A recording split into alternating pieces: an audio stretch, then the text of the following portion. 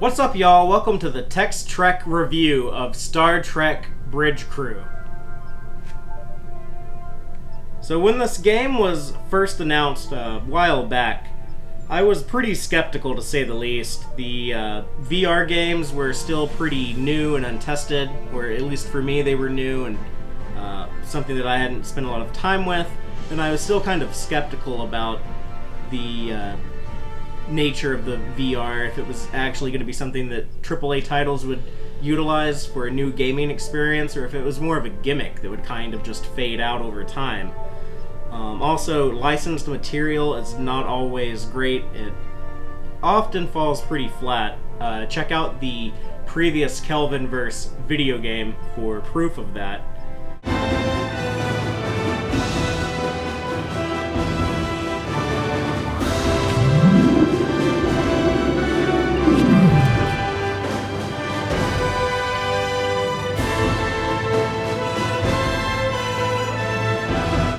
But I'm here to testify. I've played a good bit of Star Trek Bridge Crew, and it does not disappoint.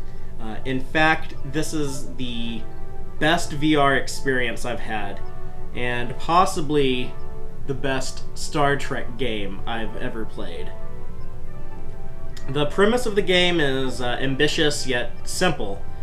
You man one of 4 stations on a Federation starship and go on missions. You play as either helm, engineer, tactical, or you man the actual captain's chair.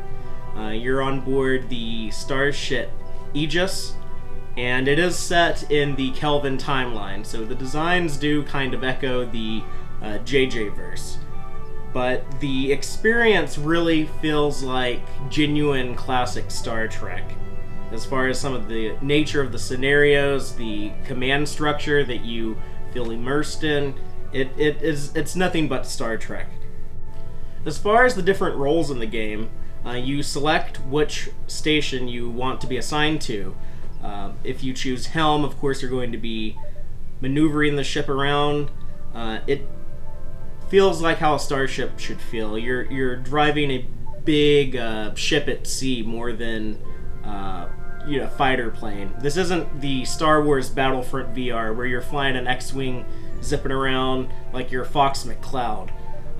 The helm is super important because so many things are relative to the location of the ship, as far as your weapons, your scanning, your transporter range, your detectability to other ships. So helm has to stay on top of getting the ship in the right place and getting out of the wrong place. Tactical, you man the weapons. You also are in charge of performing scans, and this is where a lot of the action really takes place. Whenever you're involved in combat, the tactical officer has to be on top of what's going on and know when to use phasers, when to use torpedoes, scan enemy ships, scan anomalies, give the captain as much information as possible about the area that the ship is in. The chief engineer is responsible for routing power as well as getting systems repaired. This is where it really feels super Star Trek-ish, where you have power being diverted from one system to another. If you need to maneuver quickly, you can take power away from your shields or phasers to make the ship more maneuverable. However, if you're trying to hit a faraway target, you can increase your phaser range by shifting power back to phasers. And as for the top dog in the captain's chair, this is where you're really going to feel the pressure. It's up to you to make sure everyone is doing what they need to be doing, that everyone's on the same page, focusing on the same objectives, that they're working with each other. You're not as much hands-on, you're not going to be pressing as many buttons, but you're going to be the one thinking, how is this all working together? What do we need to focus on next? And you have to be able to coordinate that with your crewmates. Speaking of that, this is truly a multiplayer game. There is a solo player option, but nobody wants to do that. I haven't even started it. The game is designed to be played with other people. I've played with a variety of different players that I've met online. I have some friends getting the game, but no one has started playing yet. So I've only played with strangers. And let me tell you, it's been a great online community. People are generally pretty cool on this game. Doesn't even know we're here. Fool.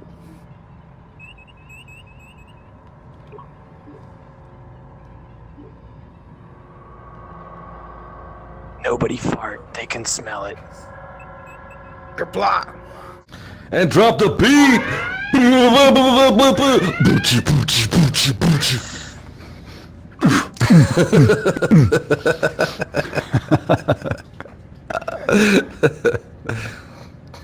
We like to have fun on this ship. It kind of reminds me back in the old days of online multiplayer. Halo 2 was one of my favorite online multiplayer games. It was really the first one that I ever got into. Because back then, when people were assigned to a team in matchmaking, everyone was speaking to each other. You could hear what everyone was saying. You had your microphone and stayed in communication. You could work together as a team.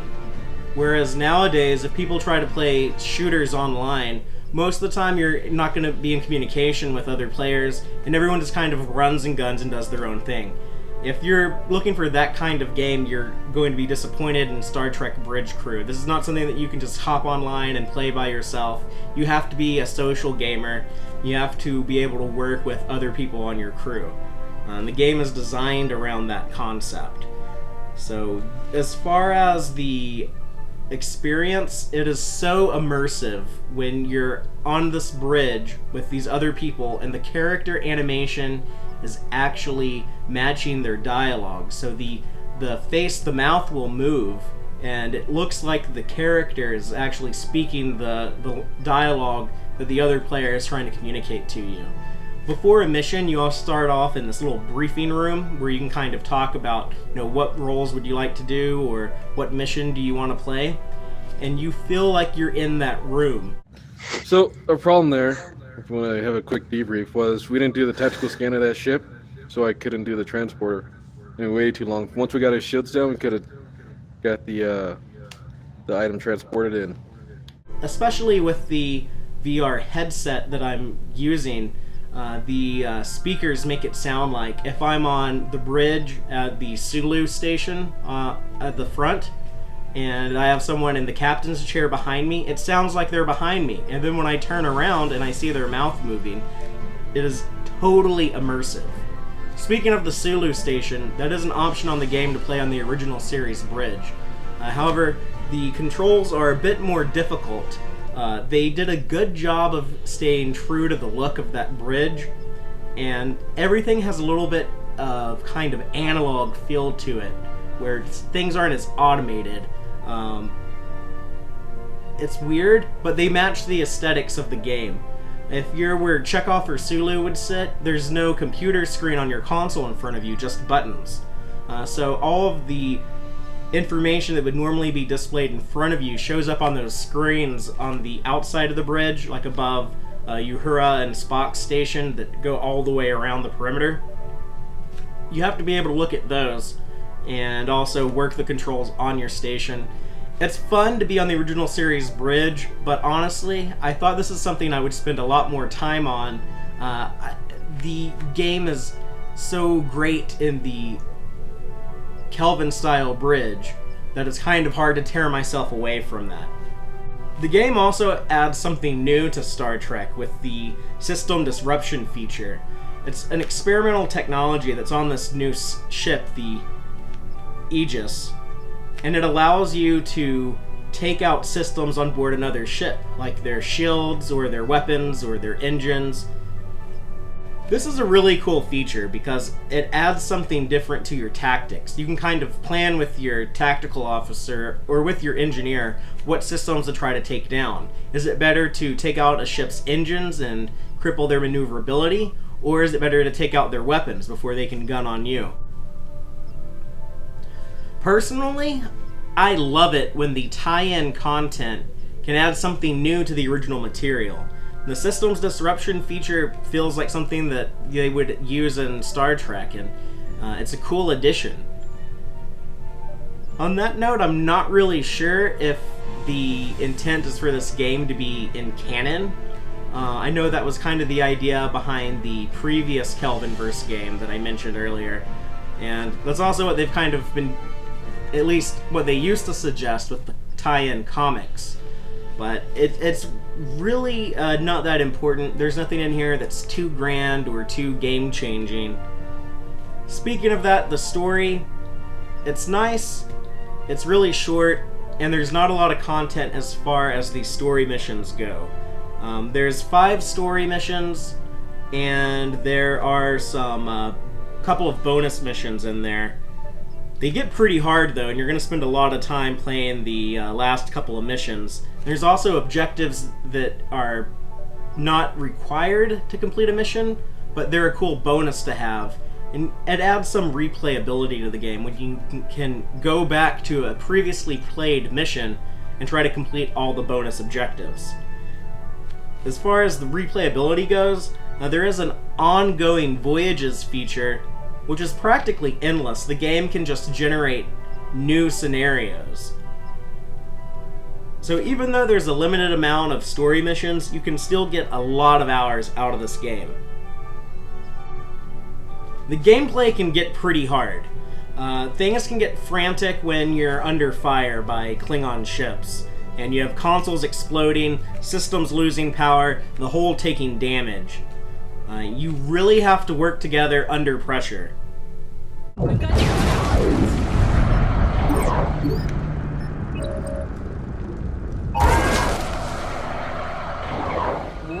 No!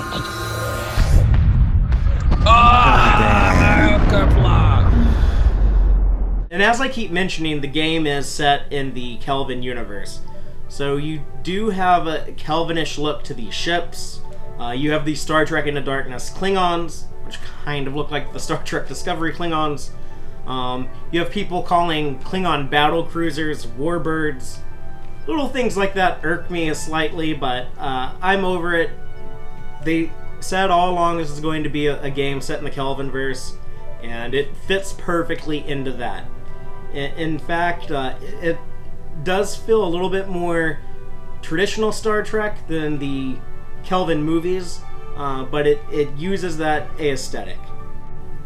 The game also utilizes a few things from classic Star Trek lore. We do have the Kobayashi Maru. I know the Kelvin movies used that, but it really has its roots in classic Trek. Yeah, that's right. You actually get to attempt the Kobayashi Maru simulation. We also have some references from some of the older original series crew movies that kind of tie into the story. But just the overall working of the game, as far as the role of the captain, the tactical officer, the helmsman, the engineer, it really feels like an episode of Star Trek. The look of the ships are really cool. I love the Klingon battle cruisers. I love that original Matt Jeffries D7 design. It's one of my favorite ships in Star Trek, probably my absolute favorite alien ship. The Federation ships also look pretty cool. They do echo the Kelvin timeline designs, but I like the Aegis more than JJ's Enterprise. They scaled it down. It looks like it's a lot smaller than that huge Enterprise from Star Trek 09. They also kind of tweaked the nacelles and pylons, so it's its own class of ship. In fact, they even use the NX registration for a new prototype ship, something that harkens back to classic Trek lore. As far as the look of the game, I'm playing on my PlayStation 4. I have the original PlayStation 4, not one of the Pro systems that they came out with later. I noticed that at least on the original PS4, VR games take a noticeable hit in graphics. I've played Resident Evil 7 on VR, and the game doesn't look as gorgeous as it normally would. But Bridge Crew actually looks really good on the VR display.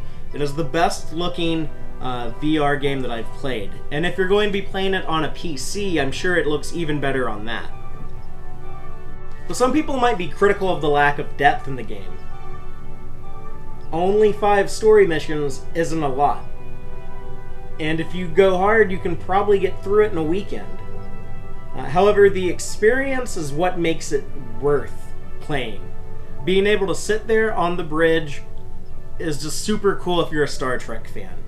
And many of the people I'm playing with aren't that big of Star Trek fans. Just being able to sit in a room with what feels like other people and interact in this command structure and work together collaboratively to complete missions is fun enough.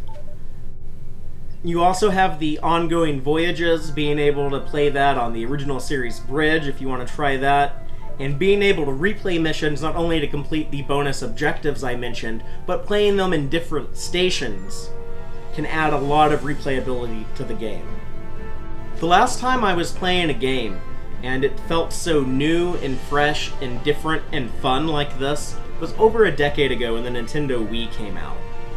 The fact that this gaming experience works so well and is so fun and is married to something I love so much like Star Trek, it's just really awesome. And it's something I plan on spending a lot of time on in the future. So on that note, I think I'm going to go hop back online now. Be sure to friend me if you want to play together sometime. Feel free to send me a PSN friend request letting me know that you saw this on Tex-Trek and wanted to join in with me. If you're playing on PC with the Vibe, we can also play together. That way, I've played with several PC gamers, and I'm glad to say that there doesn't seem to be any kind of glitchiness as far as cross-platform connectivity is concerned. Also, drop a comment below and let me know what you're thinking about Star Trek Bridge Crew, if you've played it, or if it's something that you're looking forward to playing. And also, let me know if you'd like to hear about other Star Trek video games, if you want to hear us talk about Star Trek Online, or if you're curious about some Star Trek board games. Dave and I have both played several, and there's definitely a lot to talk about there. And if you have any general questions, we'd love to do another Q&A show on a podcast episode of Tex-Trek. So fire away at any questions. I'm going to go hop back online and try to get past that 5th story mission because it is a pain in the ass. And it's something that I might have to attempt a few more times to finally get through. So until then, live long and prosper, y'all. Thank all of you so much for checking out this installment of Tex-Trek. I hope you enjoyed it. Please be sure to like our YouTube videos and subscribe to our channel. Audio-only version of episodes are available at our website, www.tex-trek.com. Please check out our site, especially if you just want an audio-only podcast. We have that available for you. Y'all can also keep up with us online. You can follow us on Twitter at Tex-Trek, or you can check us out on Facebook at www.facebook.com/tex-trek. Please, by all means, let us know what you think by dropping a comment anywhere you see fit. We definitely want to hear your feedback. Let us know what you liked and what you would like to see more of, what you would like to see differently going forward. If you want to email me directly, go ahead. I can be reached at fatherlyactual@tex-trek.com. Thank all y'all again. Take care.